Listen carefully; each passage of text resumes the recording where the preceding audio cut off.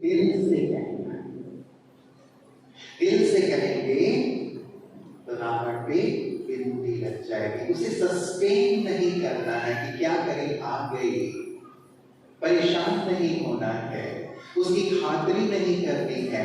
एक बार कोई चीज दे दी, दे दी। इसलिए रावण को अच्छी तरह से केवल मारना है लेकिन जलाना है। तो योग भट्टी में जला के जाएगा। और केवल ये 5 शीश नहीं, अन्य जो सूक्ष्म रूप से हमारे अंदर विद्यमान हैं कुछ बातें, उन्हें भी नष्ट। बाबा ने कहा 3 बातें कम से कम। ये बड़ी बड़ी बातें हमने छोड़ तो दी हैं, लेकिन 3 चीजें और उसके साथ अन्य कुछ सूक्ष्म बातों का भी ध्यान रखेंगे। बाबा ने कहा एक बहाना बनाना।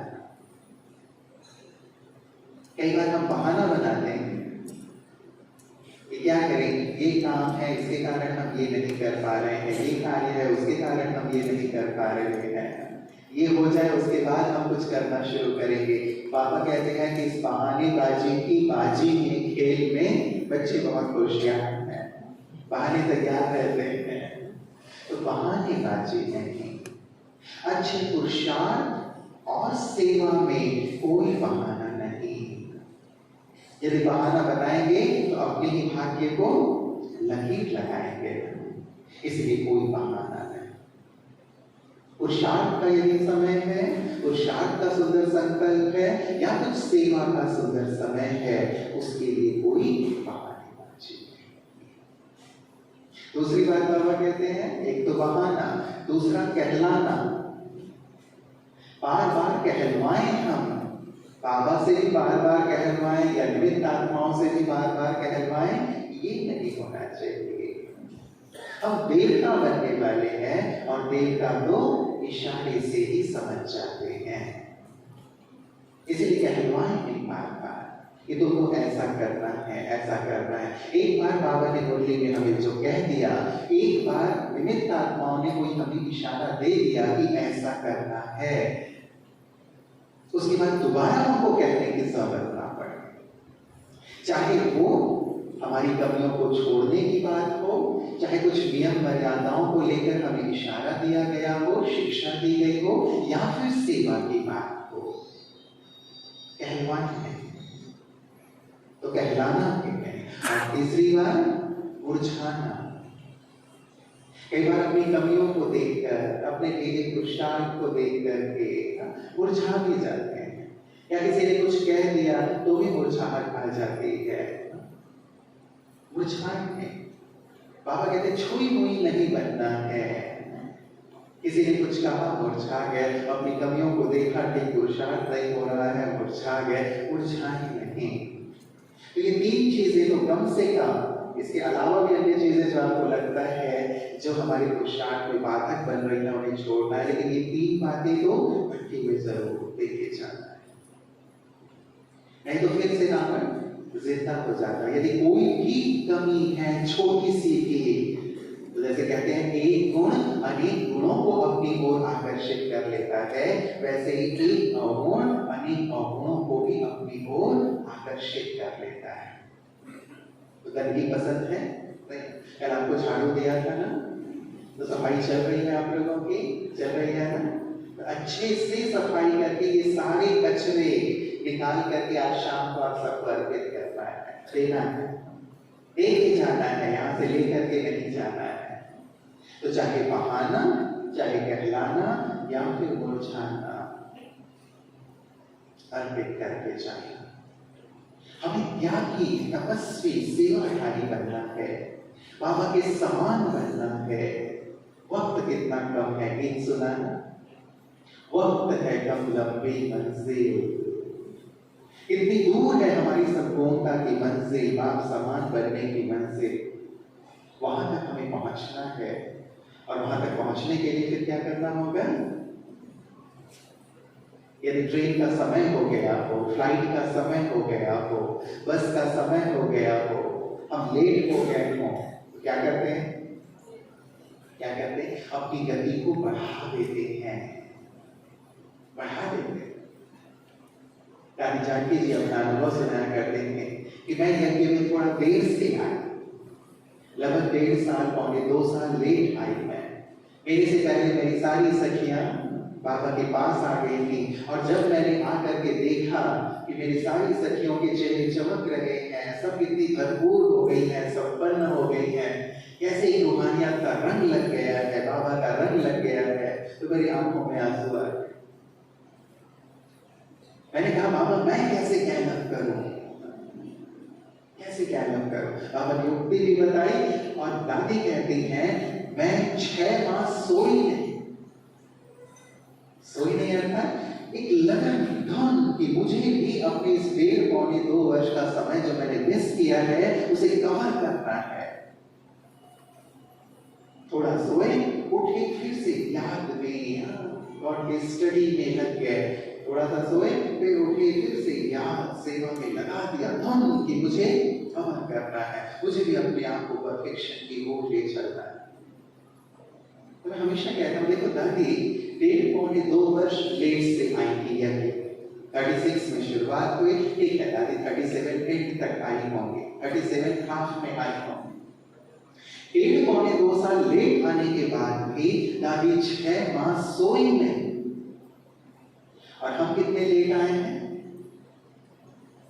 हम कितने लेट आए हैं बाबा के पास?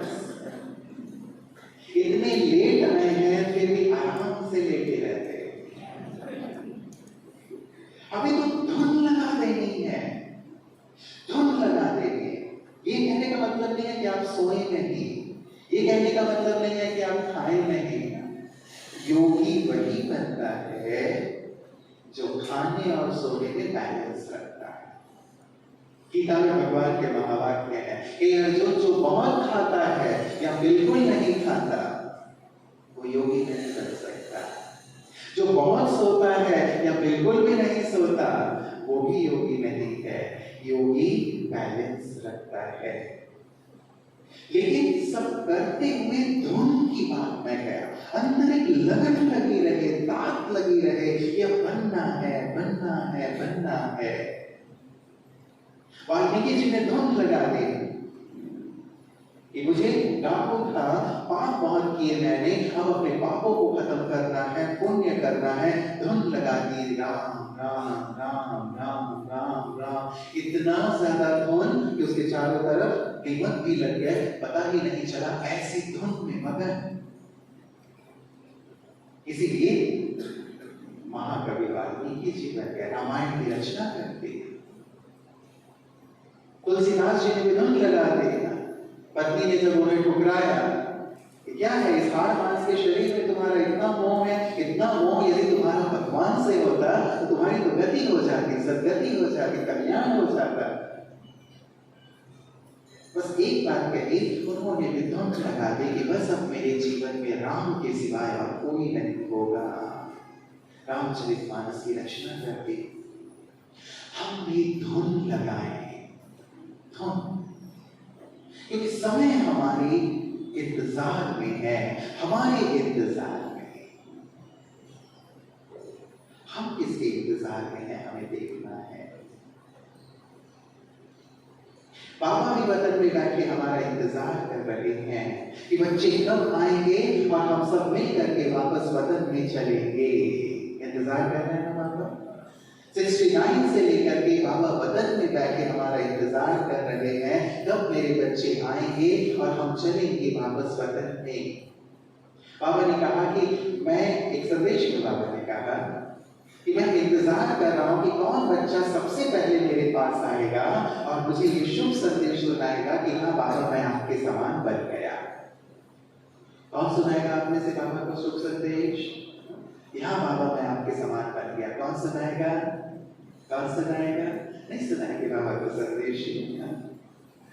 बाबा को संदेश सुनाना मतलब ये नहीं कि हमें शरीर छोड़ करके जाना है। एक बार हम ये सोचते हैं बाबा को शुभ संदेश सुनाना मतलब बाबा के पास चले जाना, नहीं। हम यहाँ रहते हुए भी तो बाप समान बन के रह सकते हैं। रह सकते हैं या नहीं रह सकते? एक ब्रह्मा बाबा ऊपर और ब्रह्मा के बच्चे, ब्रह्मा की भुजाएं, अनेक भुजाएं मास्टर ब्रह्मा इस धरा पर विचरण करते हुए हम अब ऐसे मास्टर ब्रह्मा बन जाएं, ताकि हमें देख करके हमारे पिता की याद आए। तभी तो प्रत्यक्षता होगी ना। कहते हैं ना, ये बच्चा बिल्कुल अपने बाप के जैसा है। इसका नाक, इसकी आंखें, इसका चलना, इसका बोलना सब इसके बाप के जैसा है। कहते हैं मेरे लिए यदि ये कहें कि ये तो जैसे बिल्कुल भगवान का बच्चा है, इसमें तो भगवान के रूप दिखते हैं, ये तो बिल्कुल अपने ब्रह्मा बाप के समान या शिव पिता के समान है, मुझे देखकर क्या ये लोग कहते हैं? जिस दिन ये लोग कहेंगे उस दिन मेरा जीवन सफल होगा कि मैं ना दिखूं, मुझ में बाबा दिखाई दे। इतना मैं बाबा की याद को अपने आप में संभालूं, इतना संभाल।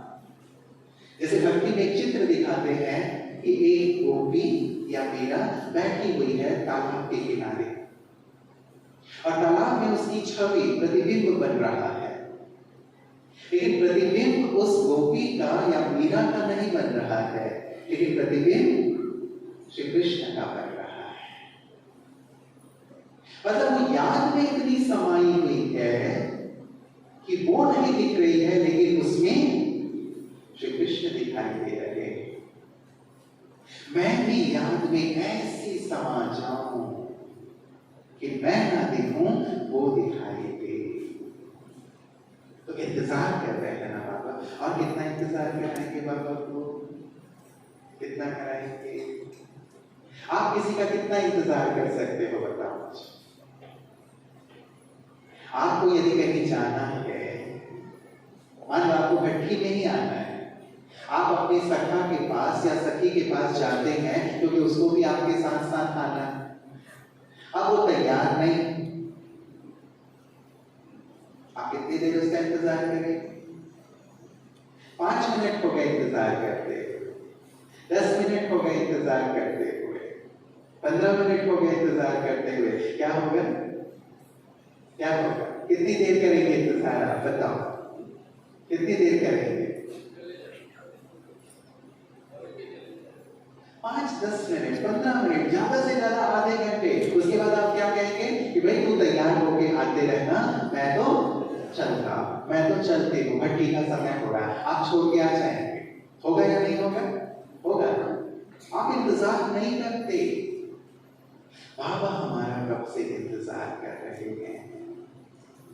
69 से ऊपर बैठे बाबा इंतजार कर रहे हैं, और कितना इंतजार हम बाबा को कराएंगे? वो हमारे लिए बैठे हैं, हमारे लिए बैठे हैं, हमारे लिए उन्होंने विनाश को रोका हुआ है। कई बार श्री बाबा मुरली में ही संदेश में ये बात है, मैं बाबा की बात सुना रहा हूं आपको। कई बार श्री बाबा कहते हैं कि बस अब टाइम पूरा हो रहा है, अब तो गेट खोलते हैं मुक्ति धाम का। और मुक्ति धाम का गेट खोलना मतलब विनाश होना। तो हमारी ब्रह्मा माँ लोग देती है कि नहीं रुकिए ना, बच्चे भी तैयार हो रहे हैं, बच्चे तैयार हो रहे हैं, फिर बच्चे तैयार हो जाए उसके बाद आप गेट खोलिएगा। माँ वैसे भी सॉफ्ट होती है, कोमल होती है, बच्चों का फेवर लेती है, और पिताजी थोड़े से स्ट्रिक्ट होते हैं कि नहीं नहीं और कितना अब करते हैं। लेकिन कितना समय रुकेंगे आप? आपको कितना समय चाहिए बताइए संपूर्ण होने के लिए? कितना वक्त चाहिए बताइए? फिर बाबा को जाके मधुबन में बताएंगे कि हाँ बाबा राजनांद गांव के हमारे भाई बहनों को इतना समय चाहिए। बताओ सुभानी जी, कितना टाइम चाहिए?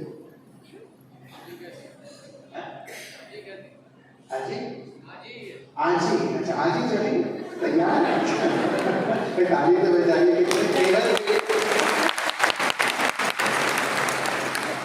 केवल है हमारे राजनांद गांव के भाई बहन कि बाबा कहे बस सब हम तो तैयार है, आज ही चलने के तैयार, एक आज से फिक्स करें। बहुत अच्छी बात है, लेकिन हाँ तैयारी उस अनुसार बिल्कुल पक्का, जो गाना धुन लगा दें, बाबा कहे बच्चे चलो हम चल पड़े। संकल्प ना चले कि अरे अभी तो ये काम बचा हुआ है, ये काम बचा हुआ है, वो काम बचा हुआ है, ये पूरा कर लेते, उसके बाद हम चलते। संकल्प नहीं, तैयार, टेक फिक्स। ठीक है, तुरंत तुरंत चलने की तैयारी बहुत अच्छी बात है, लेकिन एक डेट फिक्स हम जरूर कर लें, या इस डेट तक हम जरूर तैयार हो जाएंगे, ताकि बाबा को भी खुशी होगी ना कि हाँ मेरे बच्चों ने डेट फिक्स किया है। तो सब हमारा इंतजार कर रहे हैं, बाबा भी, संसार की आत्माएं भी जो बहुत दुखी हैं, परेशान हैं, अशांत हैं, हमारा इंतजार कर रहे हैं कि कब हमारे दुख हरता, सुख करता हमारे जो पूर्वज हैं आएंगे और हमें दुखों से मुक्त करेंगे। सुनाई देती संसार वालों की आवाज। बाबा कहते हैं कि आत्माएं पुकार रही हैं, तड़प रही हैं, दुखी हैं, परेशान हैं, और आप ही उन्हें मुक्त कर सकते हैं। आप ही उनके दुखों से उन्हें छुटकारा दे सकते हैं, क्योंकि आप पूर्वज हैं। पूर्वज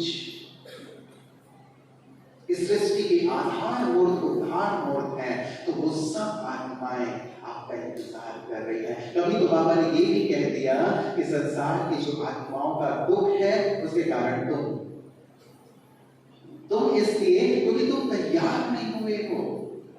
तुम तैयार होगे तभी उन आत्माओं को दुखों से मुक्ति मिलेगी। तुम रिस्पॉन्सिबल हो। तो आत्माओं को दुखों से मुक्त करना ये हमारी जिम्मेवारी, तो वो हमारा इंतजार कर रहे हैं। भक्त भी हमारा इंतजार कर रहे हैं कि कब हमारे इष्ट देव देवी आएंगे और हमें दर्शन देंगे, हमारी मनोकामना पूरी करेंगे। तो इष्ट देव देवी कहाँ है? कहाँ है इष्ट देव देवियां? कहाँ है? कहाँ है? कौन कौन इष्ट देव देवी यहाँ बैठे हैं? जरा नजर में सारे इष्ट देव देवी यहीं बैठे हैं। फिर मंदिरों में भक्तों का क्या होगा? पुकार रहे हैं, आज से पुकारना शुरू कर दिया उन्होंने। हे शैलपुत्री आ जाओ, हे मां दुर्गा कहाँ हो?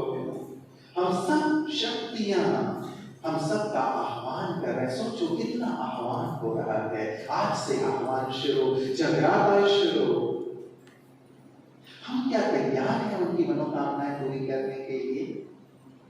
कब तैयार होंगे?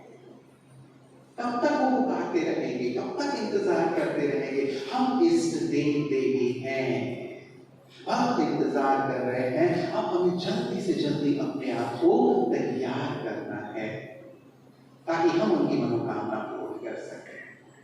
भटकती हुई आत्माएं, ना जाने कितनी लाखों आत्माएं भटक रही हैं इस वायुमंडल में, जिन्हें वेग नहीं मिल पा रहा है। उन्हें भी मुक्ति कौन देगा? मुक्तिदाता कौन है? कौन है मुक्तिदाता? कौन कौन मुक्तिदाता बैठे हैं? चलो थोड़ा सा एक्सरसाइज कर लें। मुक्तिदाता कौन कौन है? बहुत सुंदर। बाकी जिन्होंने हाथ नहीं उठाया वो कौन है? आप सब तो मुक्तिदाता हो ना, हमें ही मुक्ति देनी है उन्हें। तो मुक्ति देने को कौन कौन तैयार है? तैयार है? अच्छा, वेरी गुड। तो भेजें एंजल स्पिरिट्स को आप लोगों के पास, भटकती हुई आत्माओं को यहाँ पे जाओ, तैयार है तुम्हारे मुक्तिदाता तुम्हें मुक्ति देने के लिए। मुक्ति देंगे या डरेंगे? बड़ी बड़ी बाल वाले, बड़ी बड़ी नाखून वाले, बड़ी बड़ी दांत वाले करेंगे या मुक्ति देंगे? क्या करेंगे? हमें उनका आह्वान नहीं करना है, लेकिन ये सत्य है कि हमारी योग के वाइब्रेशन से वो आत्माएं भी मुक्त होंगी। बाबा ने कहा है वो सब तुम्हारे पास आएंगे मुक्ति लेने के लिए, आने हैं। हमें डरना नहीं है और ना ही उनका आह्वान करना है। योग युक्त रहना है और स्वयं को तैयार कर लेना है। इस भाव को अपने अंदर कर लेना है, मैं मुक्तिदाता हूं। भगवान के साथ कंबाइंड है तो सबको स्वतः मुक्ति मिलती रहेगी। तो वो भी हमारा इंतजार कर रहे हैं। सोचो, कोई भटक रहा है, प्यासा है, तड़प रहा है, उसे कितना एक एक सेकेंड उसके लिए कितना कठिन है समय, और हम यहाँ कितने आनंद में बैठे हैं। अपने कर्तव्य बोध को भूले हुए। अब कर्तव्य बोध में आना है, अपने आप को लाना है। ये मेरा कर्तव्य है। जो आत्मा भटक भी रही है उन्हें भी मुझे मुक्ति देनी है। प्रकृति आह्वान कर रही है कि हे प्रकृति पति, कब आप मुझे प्रकाश देंगे, कब मुझे पावन करेंगे। मैं खोखली हो गई हूँ, तमो प्रधान हो गई हूँ, आपके वाइब्रेशन ही मुझे सतो प्रधान करेंगे। प्रकृति भी हमारा इंतजार कर रही है। एडवांस पार्टी भी हमारा इंतजार कर रही है। हमारे पूर्वज हमारा इंतजार कर रहे हैं कि हम तो तैयार हो गए, अब ये हमारे जो ब्राह्मण भाई बहने हैं वो तैयार हो जाएं, फिर हम सब मिलकर के चलें।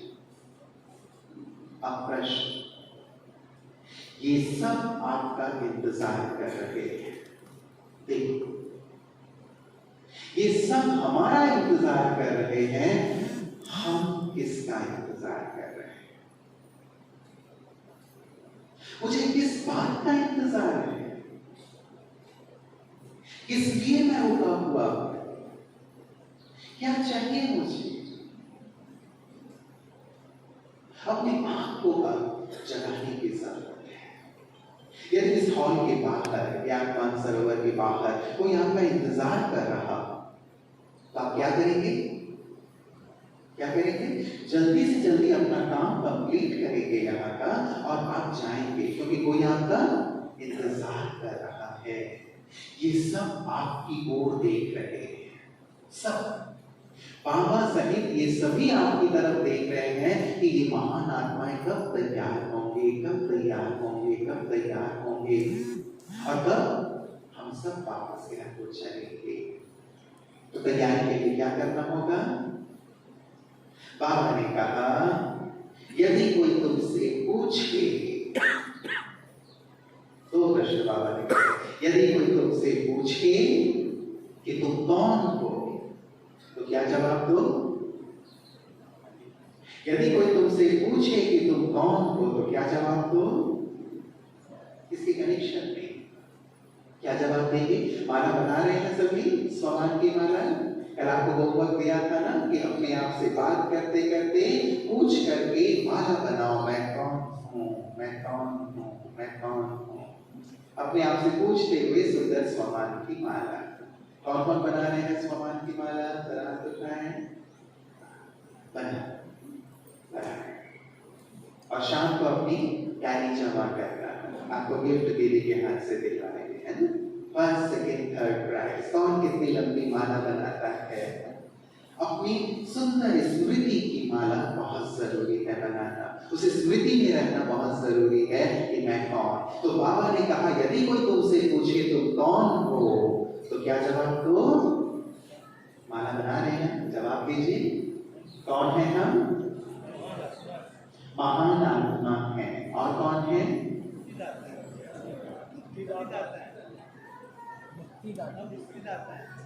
कौन है? मुक्तिदाता। पूज्य आत्मा है। मुक्तिदाता है। तो पहले कौन है? मास्टर सर्वशक्तिमान है। और पवित्र आत्मा है। और प्रदोष से बोले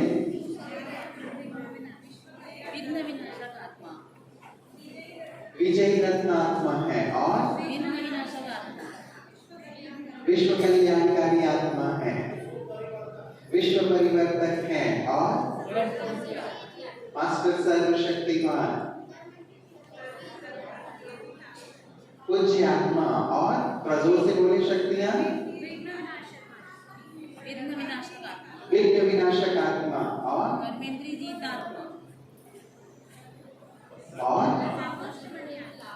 और बाबा का जवाब नहीं आया है। यदि कोई तुमसे पूछे, जी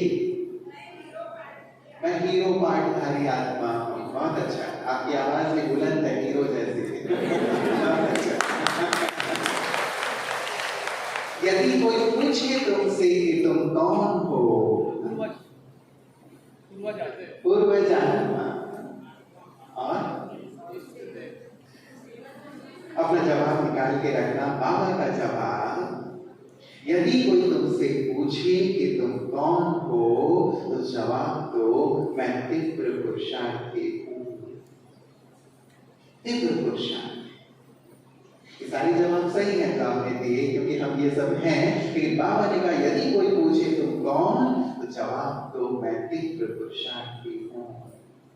और बाबा ने कहा पिछले सीजन की मुरली में भी लगातार कई सीजन जो बाबा की चली है उसमें बाबा ने इस शब्द को बहुत हाईलाइट किया है और ये कहा कि बच्चे एक समय था जब तुम चल रहे थे, एक समय आया जब तुम दौड़ रहे थे, लेकिन अब समय है उड़ने का।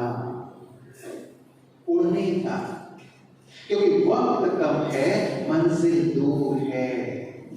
पाप समान तुम्हें बनना है, संपन्न संपूर्ण तुम्हें बनना है।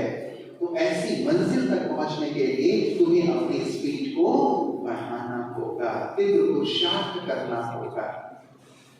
और बाबा ने कहा तीव्र पुरुषार्थ करेंगे, लंबे काल तक तीव्र पुरुषार्थ करेंगे, तभी पास विद ऑनर होंगे। हम सबका लक्ष्य है पास विद ऑनर होना, लेकिन पास विद ऑनर वही होंगे जो लंबे समय तक तीव्र पुरुषार्थ करेंगे। तीव्र पुरुषार्थ। मामा कहा करते थे पुरुषार्थी वो जो एक बार की हुई गलती को दोबारा ना करे। तो तीव्र पुरुषार्थी अर्थात, तीव्र पुरुषार्थी अर्थात जो भूले ही ना करे। अब तक यदि हम गलती करते रहेंगे, उसे सुधारते रहेंगे, गलती करते रहेंगे, सुधारते रहेंगे, बस यही होता रहेगा तो मंजिल पर कब पहुंचेंगे? 2 कदम चले गिर गए, 2 कदम चले फिर गिर गए, 2 कदम चले फिर से लड़खड़ाने लगे। यदि ऐसे लड़खड़ाते लड़खड़ाते चलते रहेंगे तब तो मंजिल को प्राप्त नहीं कर पाएंगे। हमारा एक गीत है, हमें उन राहों पर चलना है जहां गिरना और संभलना है। लेकिन अब इस गीत में थोड़ा सुधार करना है। हमें उन राहों पर चलना है जहां संभल कर चलना है और अपनी मंजिल पर पहुंचना है तीव्रता से।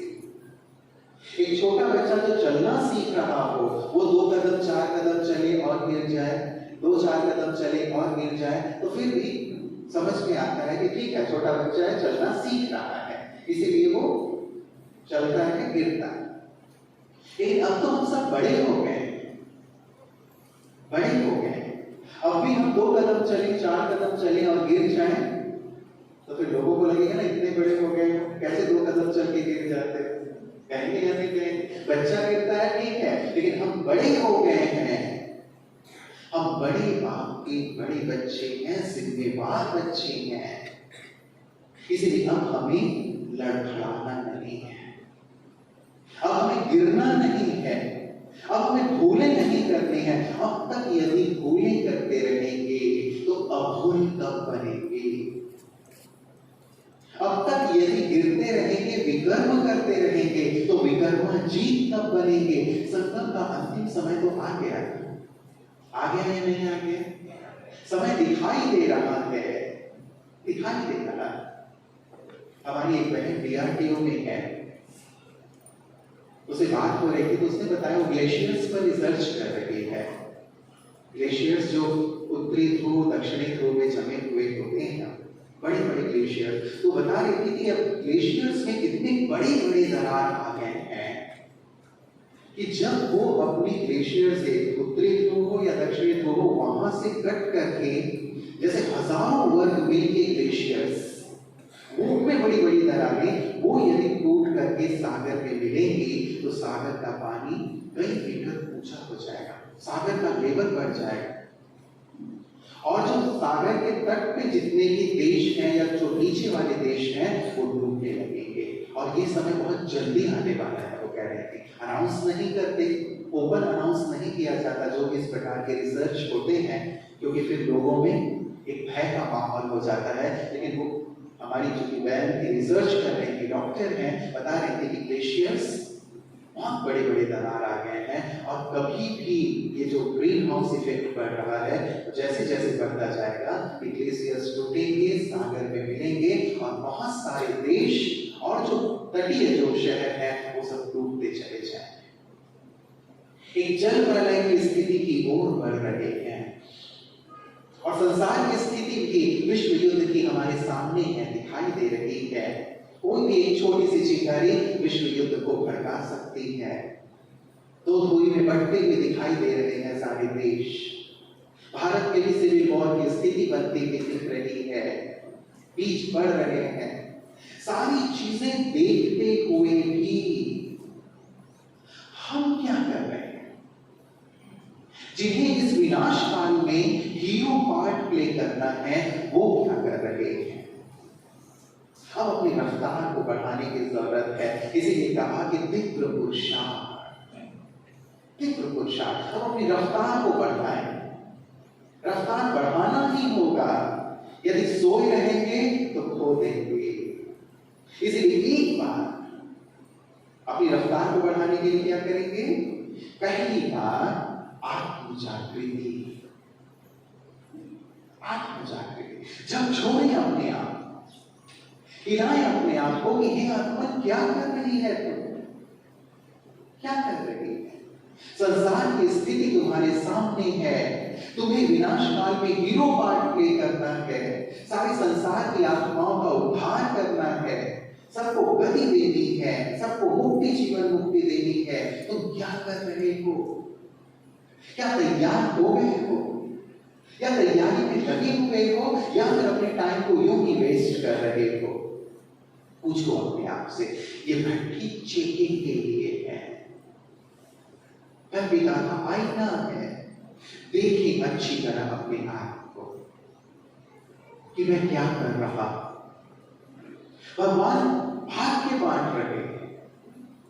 एक तो हमारी तैयारी है, हमें करनी है, लेकिन साथ साथ भगवान भाग्य बांट रहे हैं। भाग्य विधाता ने अपने सारे भंडारे खोल दिए हैं कि बच्चे तुम्हें जो चाहिए ले लो।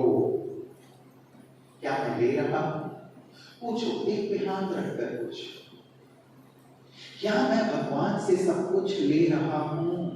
वो देने के लिए तैयार है, अपना सब कुछ खोल के बैठा हुआ है। बच्चे ले लो, ले लो, ले लो। एक बार मैं चला गया तरफ था, उसके बाद तुम नहीं ले पाओगे। जो मैं तुम्हें गुण देने आया हूं, जो मैं तुम्हें शक्तियां देने आया हूं, जो वरदान देने आया हूं, सारे कर्म के लिए जो मैं तुम्हारा भाग्य बनाने के लिए आया हूं, ले लो, ले लो। यदि अभी नहीं लिया तो फिर कभी नहीं ले पाएंगे। स्लोगन है हमारा, पक्का करके जाए इसे, अभी नहीं तो कभी नहीं, अभी नहीं तो कभी नहीं। जिसने अभी कर लिया, और जिसने अभी नहीं किया वो कभी नहीं कर पाएगा। इसीलिए भैया ने बहुत अच्छी बात कही, अभी, आज। एक स्लोगन बना लो अपने लिए, आज, अभी, इसी वक्त। जो करना है, जो बुराई छोड़नी है, जो अच्छाई धारण करनी है, आज, अभी, इसी वक्त, इसी वक्त। मैंने अनेक आत्माओं को देखा है जिन्होंने अंत समय में बहुत पश्चाताप किया कि हमें अपनी लाइफ में जो करना था वो हम नहीं कर पाए, जो पुरुषार्थ करना था वो नहीं कर पाए, भगवान दे रहा था हम नहीं ले पाए, हम गफलत में रहे। ऐसे पश्चाताप के आंसू हमें ना बहाने पड़े। वो कहते हैं जब भगवान भाग्य बांट रहा था तब तुम कहां थे? कहते हैं गायन है, ये गायन ब्राह्मणों का ही है, जिन्हें भगवान का पता है कि भगवान आ गए हैं, भाग्य बांट रहे हैं, उसके बाद भी सोए हुए। तो अंत समय में ये गायन हो जाएगा, भगवान भाग्य बांट रहे थे तो तुम सो रहे थे क्या? या भगवान भाग्य बांट रहे थे तो तुम कटी हुई झोली लेके खड़े थे क्या कि भगवान ने डाला और सारा निकल गया? ऐसा मेरे लिए कोई ना कहे, ले लो, ले लो। राम नाम की लूट है, लूट सके तो लो।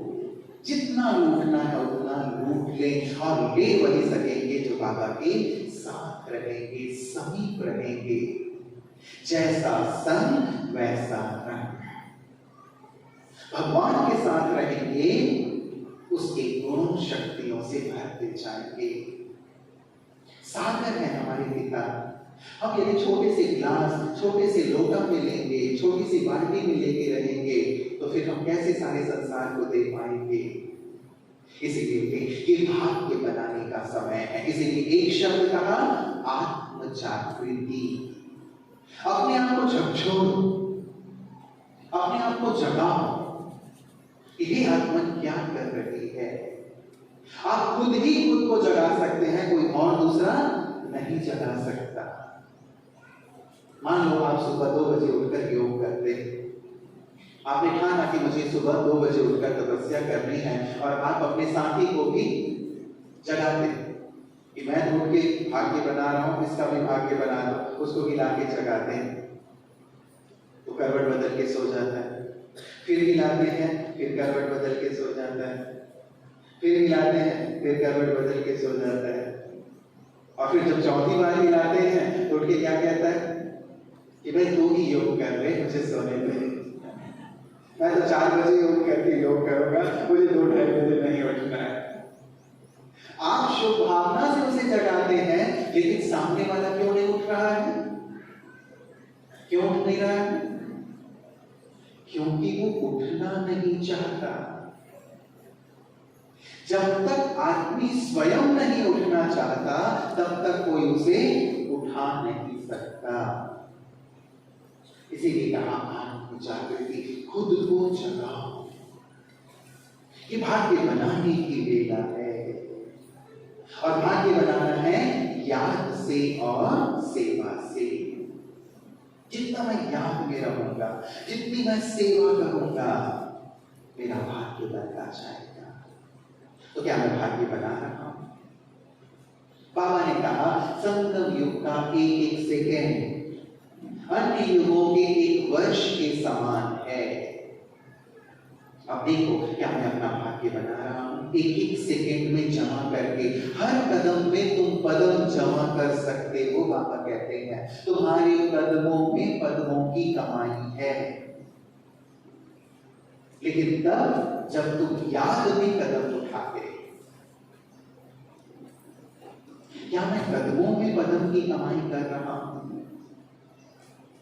यदि याद में कदम उठाता हूं तो पद्म जमा हो रहे हैं, और यदि याद में कदम नहीं उठाता हूं तो पद्मों का नुकसान भी तो हो रहा है, या नहीं हो रहा है? कदम में पद्म भी है तो कदम में पद्म का नुकसान भी है। संगम युग के समय में इतनी जागृति के साथ अपनी कमाई कीजिए। मेरा एक एक श्वास बाबा की याद में हो, मेरा एक एक कदम बाबा की याद में हो, एक एक कदम मेरा सेवा अर्थ की उठे। ऐसी सुंदर अवस्था के साथ हम जमा करते चले। भगवान ने भाग्य लिखने की कलम मेरे हाथ में दे दी है। जितना चाहो उतना अपना भाग्य बना लो, भाग्य बना लो। क्या मैं अपना भाग्य बना रहा हूं?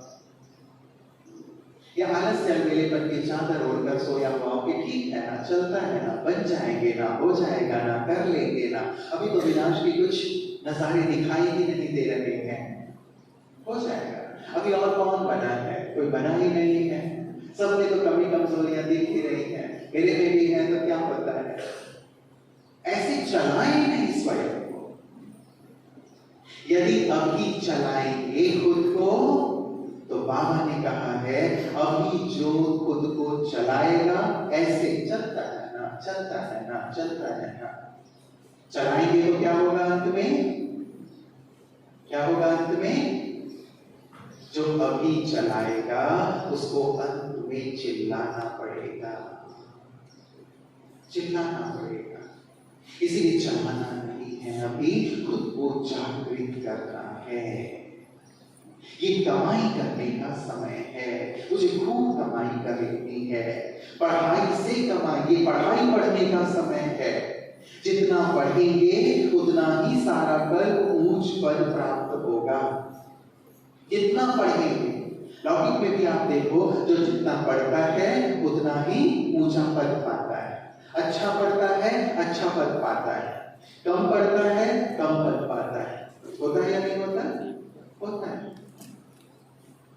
यहां भी ठीक वही बात है, जितना पढ़ेंगे उतना ऊंच पद मिलेगा। इसलिए मुझे पढ़ाई पर पूरा ध्यान देना है। पढ़ेंगे लिखेंगे तो बनेंगे नवाब, और खेलेंगे कूदेंगे तो होंगे खराब, कहते हैं। इसलिए पढ़ करके अपना भाग्य, हमारे यहाँ स्टेट बैंक ऑफ इंडिया, उसके बाहर एक चपरासी, उस स्टेट बैंक ऑफ इंडिया का चपरासी बाहर बैठा रहता था, बहुत उदास रहता, बहुत उदास, कभी उसके चेहरे पे मुस्कान नहीं रहती। एक बार उसे पूछा कि तुम इतने उदास क्यों रहते हो, मुस्कुराते ही नहीं, क्या गम, क्या तकलीफ? तो उसने एक सुंदर सी बात कही, प्रेरक बात कही, बहुत ध्यान से सुनिए। उसने कहा कि मैं और इस बैंक का मैनेजर, हम दोनों एक ही स्कूल में पढ़े हुए, एक ही क्लास में बैठकर पढ़े हुए, एक ही बेंच पर बैठकर पढ़े हुए, लेकिन आज वो इस बैंक का मैनेजर है और मैं इसी बैंक में प्यून, चपरासी। जब मैं उसे फाइल देने के लिए जाता हूँ, जब मैं उसे चाय देने के लिए जाता हूँ, तब मुझे बहुत आत्मग्लानि होती है कि काश मैंने भी अच्छी तरह पढ़ाई पढ़ी होती, तो आज मुझे ये छोटा काम नहीं करना पड़ता, चपरासी का काम नहीं करना पड़ता। लेकिन अब कुछ किया नहीं जा सकता। वैसे ही हमारे में से भी जब रिजल्ट आउट होगा, पता चलेगा कि अरे मेरे बगल में बैठ करके जो पढ़ती थी वो तो महारानी बन गई और मेरा पद कम हो गया, तो क्या होगा? क्या होगा? अब तो दुख होगा, लेकिन कुछ किया नहीं जा सकेगा, कुछ किया नहीं जा सकेगा।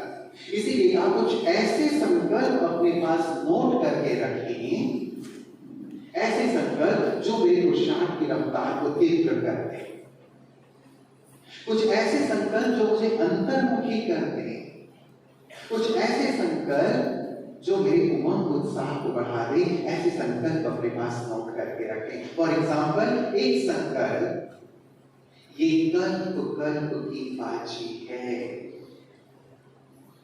कल्प कल्प की बाजी। अभी जिसने अपने आप को महाराजा महारानी बना लिया, वो कल्प कल्प के लिए महाराजा महारानी बन जाएगा, और अभी जो दास दासी बन गया, वो कल्प कल्प के लिए दास दासी बन जाएगा। ये कल्प कल्प की बाजी है। ऐसा नहीं कि इस कल्प में मैं दास बन गया तो अगले कल्प में मैं अच्छी मेहनत करके राजा बन जाऊंगा। होगा ऐसा? होगा ऐसा? होगा नहीं। इसीलिए कहा कल्प कल्प की बाजी है। एक बार 200 नाखूनों का जोर लगा दे, जोर लगा दे। नहीं हो रहा है, नहीं होगा, क्यों नहीं होगा? मैं जो चाहूं वो कर सकता हूं, बस मेरी इच्छा शक्ति की आवश्यकता है। जोर लगाओ, पुरुषार्थ में जोर लगाओ। मुझे करना है, मुझे बनना है, मुझे अच्छी पढ़ाई पढ़नी है, अच्छी कमाई करनी है, क्योंकि मुझे विश्व का मालिक बनना है, मुझे अच्छा पद प्राप्त करना है, मुझे कम पद प्राप्त नहीं करना है। बाबा हमें राजयोग सिखा रहे हैं, प्रजा योग नहीं, ये राजयोग है। भगवान हमें राजाओं का राजा बनाने के लिए आए हुए हैं। प्रजा तो अपने आप बन जाएगी, बाबा हमें राजा बनाने के लिए आए हुए हैं। तो मुझे राजा बनना है, कमाई करनी है, अच्छी पढ़ाई पढ़नी है। ये बीज बोने का समय है। यदि किसान ये कहे कि नहीं नहीं मैं अभी बीज नहीं बोऊंगा, मैं तो दिवाली के बाद बीज बोऊंगा, तो धान होगा? धान होगा। चलो दूसरा फसल आजकल लगाने लगे हैं, वो एक अलग बात है, लेकिन नेचुरली जब बारिश हो रही है उस समय बीज बोया जाता है ताकि फसल मिल सके।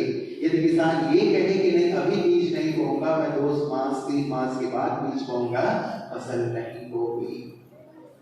तो ये संगम युग का समय जो चल रहा है, ये बीज बोने का समय है, भाग्य बनाने का समय है, पूरे कल्प के लिए जमा करने का समय है। अब देखो अपने आप,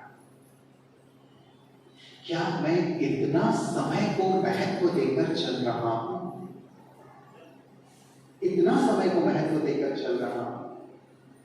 संगम युग जमा करने का युग, संगम युग श्रेष्ठ भाग्य बनाने का युग, संगम युग अपने जीवन को महान बनाने का युग। इस संगम युग में बुद्धिमान वो है जो अपने में आकर जमा करना शुरू कर देता है, एक एक पल को सफल करता है।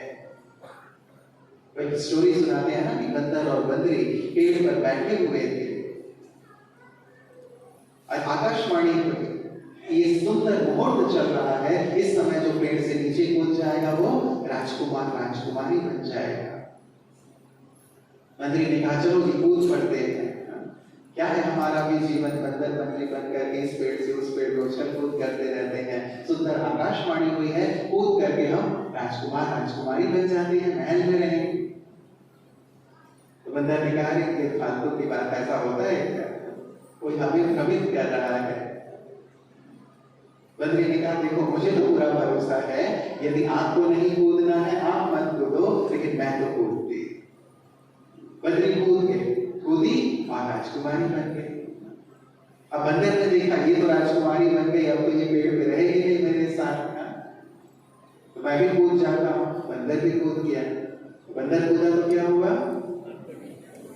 बंदर के हाथ पैर टूट गए। बंदरी तो राजकुमारी बन गई, लेकिन बंदर हाथ पैर टूट गए उसके। क्यों? क्यों? समय बीत गया था, समय बीत गया था। एक राजकुमार उधर से आया, राजकुमारी को लेकर के महल में चला गया, और एक मदारी उधर से आया, बंदर को लेकर के नचाने के लिए ले गया। जीवन भर वो बंदर नाचता रहा दूसरे के इशारे पर, और बंदरी राजकुमारी बनकर महल में राज्य करने लगी। यदि अभी हम नहीं कूदे तो सोच लो क्या होगा। पूरे कल्प हमें दूसरों के इशारे पर नाचना पड़ेगा, दास दासी बनकर के। दास दासी सर्वेंट तो दूसरे के अपने मालिक के इशारे पर भी नाचते हैं ना, नाचना नहीं है। हमें महाराजा महारानी बनना है, और यही इस समय की मांग है।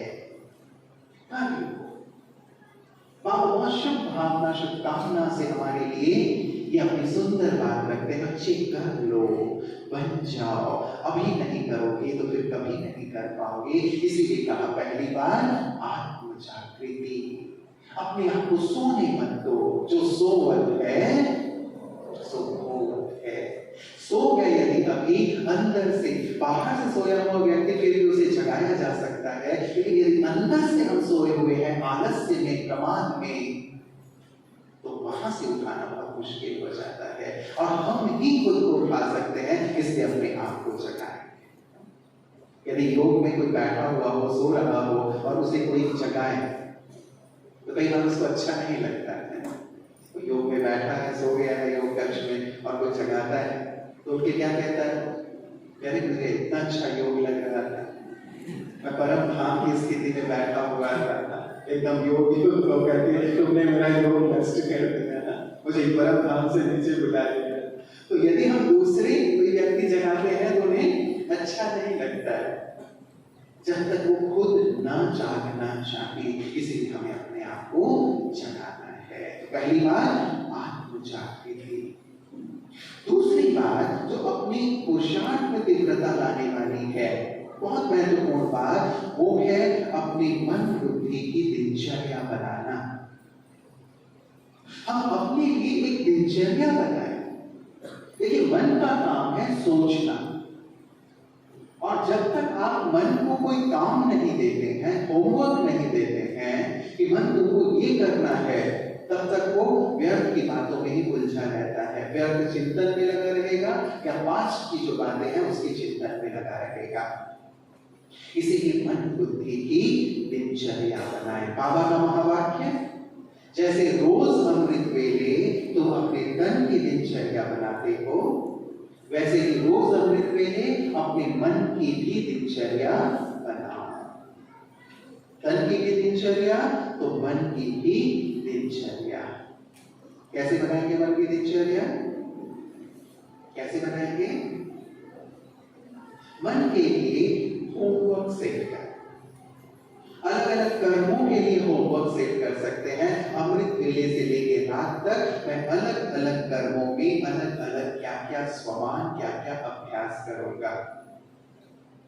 कल जो 1 से 12 तक हम लोगों ने गिनती ली थी, वो भी हमारे मन की दिनचर्या कि हम कैसे अपने आप को योग युक्त रख सकते हैं। सारे दिन मन को बिजी रखें, तभी तो कमाई होगी ना।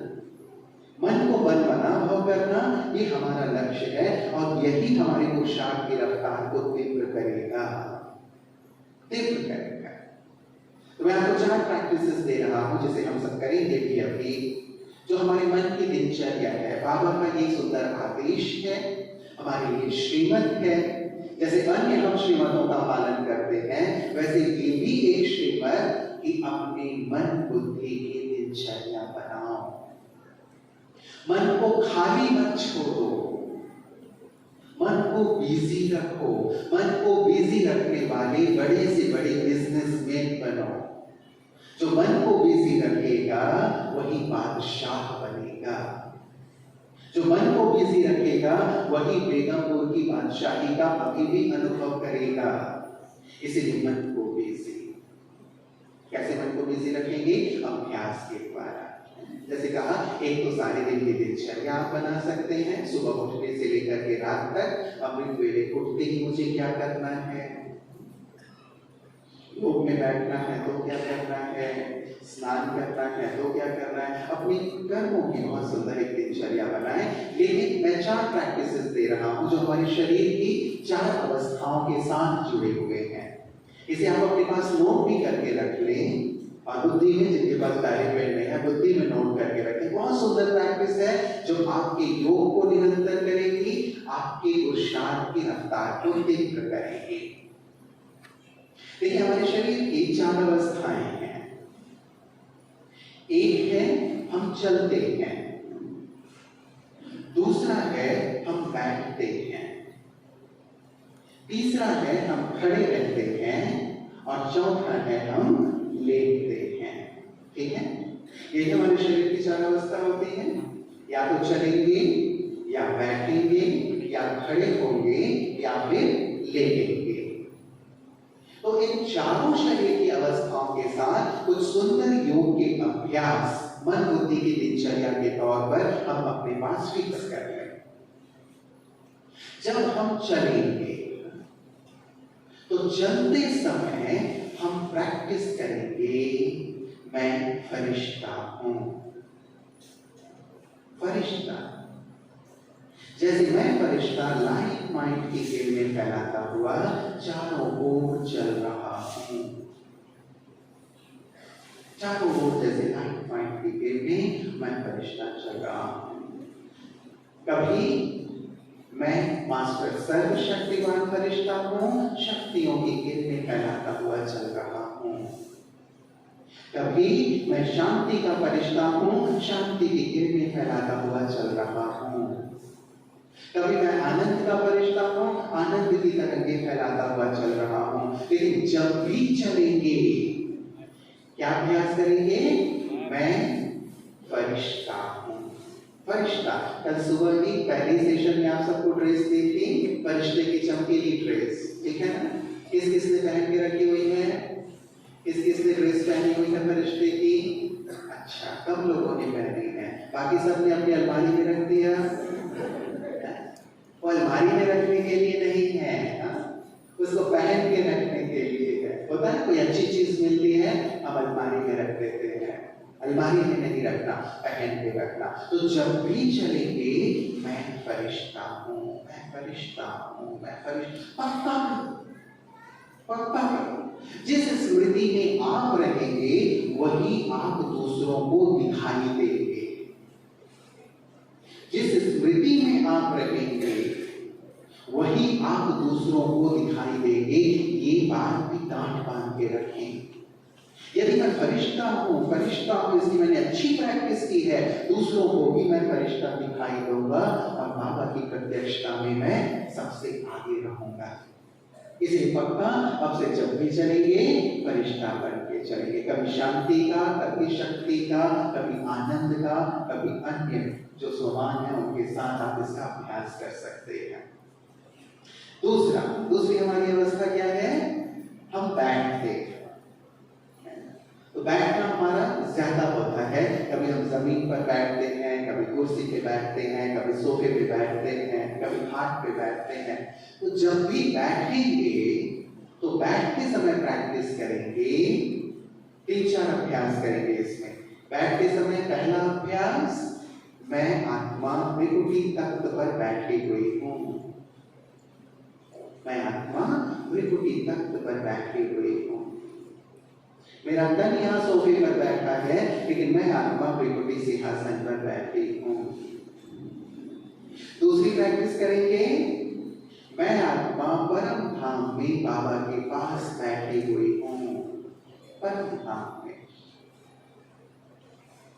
तीसरी प्रैक्टिस करेंगे, मैं कल्प वृक्ष की जड़ में बैठी हुई हूँ और सारी कल्प वृक्ष को सकाश दे रही हूँ। मैं कल्प वृक्ष की जड़ में हूँ। जड़ में बैठेंगे, सारी कल्प वृक्ष को सकाश देंगे।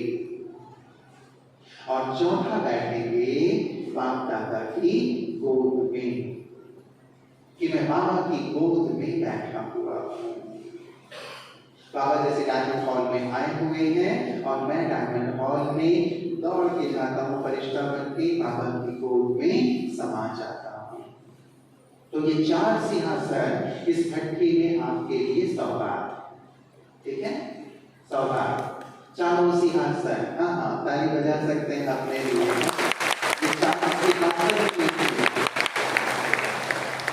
पहला सिंहासन त्रिकुटी तख्त, जहां हमें बैठना है। दूसरा सिंहासन परम धाम, जहां बाबा बैठे हैं हम भी वहीं बैठे।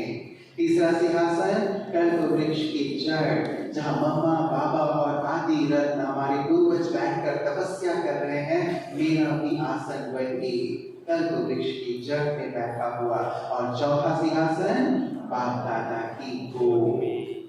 तो अब जमीन में नहीं बैठेंगे, कुर्सी पे नहीं बैठेंगे, जब भी बैठेंगे स्मृति का स्विच ऑन करेंगे कि आत्मा कहाँ बैठी है, इन आसनों पर बैठे। जो महामंडलेश्वर होते हैं ना, अपना सिंहासन लेकर चलते हैं, देखा है ना आपने? अपना सिंहासन लेकर चलते हैं। तो आप तो कितने बड़े महामंडलेश्वर हैं, है ना? नहीं, इतने ऊंचे से ऊंचे हैं, कितने महान से महान है। आपसे बड़ा तो और कोई है ही नहीं। सारे कल्प के हीरो एक्टर हैं, आप हाईएस्ट हैं, होलीस्ट हैं, रिचेस्ट हैं, आपसे बड़ा कोई है ही नहीं। तो आप जमीन पर बैठेंगे तो शोभा देगा नहीं।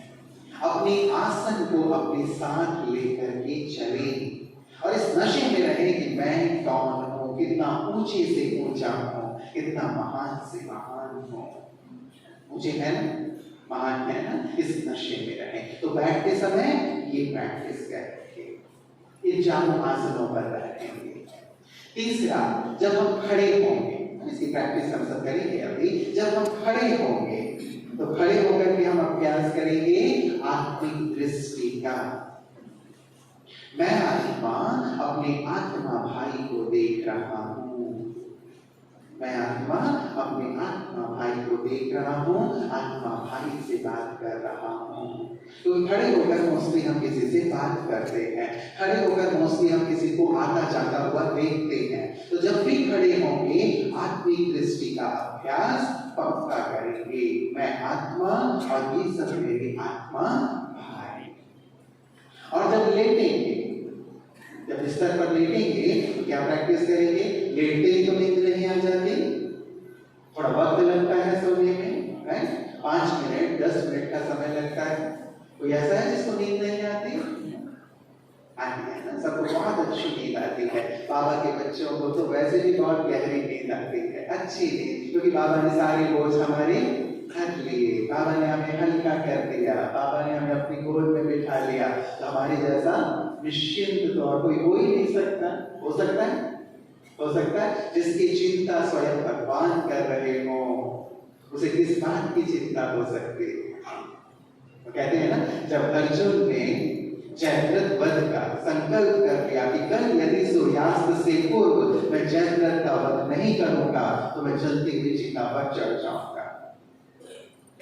संकल्प कर लिया, प्रतिज्ञा कर ली। अब पूरे पांडवों के खेमे में हलचल मच गई कि अरे यदि कल सूर्यास्त से पहले जयद्रथ का वध नहीं कर पाया अर्जुन, तब तो इसे जलती हुई चिता पर चढ़ना पड़ेगा। कैसे जयद्रथ का वध किया जाए, कैसे उसे घेरा जाए, सब चिंतन में लगे हुए। श्री कृष्ण जी भी अपने खेमे में विचरण कर रहे थे कि कैसे किया जाए, क्या किया जाए। अब उन्हें लगा कि जब मैं इतना सोच रहा हूं तो हो सकता है अर्जुन भी बहुत परेशान हो, चिंतित हो। गए अर्जुन के खेमे देखने के लिए, तो अर्जुन तो खर्राटे लेकर के सो रहा, निश्चिंत होकर के सो